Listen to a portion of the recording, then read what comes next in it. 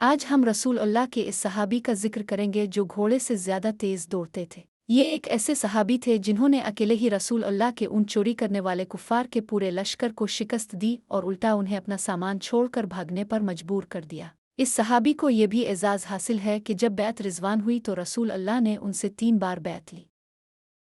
Pose and mute. Remaining time 8:56۔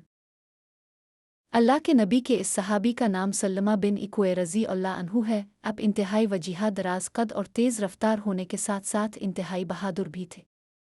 اب مدینہ سے تھوڑے فاصلے پر مرال زہران کے مقام پر رہتے تھے، آج کل اسے وادن فاطمہ کہا جاتا ہے۔ اپنے غزوہ خندق کے کچھ عرصہ بعد اسلام قبول کیا اور بے سر و سامانی کے عالم میں مدینہ منورے پہنچے اور یہاں انصاری صحابی ابو طلحہ رضی اللہ عنہ کے پاس کام کرنے لگے۔ آپ ان کے گھوڑے کی دیکھ بھال کرتے، پانی پلاتے اور چارے کا اہتمام کرتے، اس کے بدلے میں حضرت طلحہ آپ کو کھانا پینا اور ضروریات زندگی فراہم کرتے تھے۔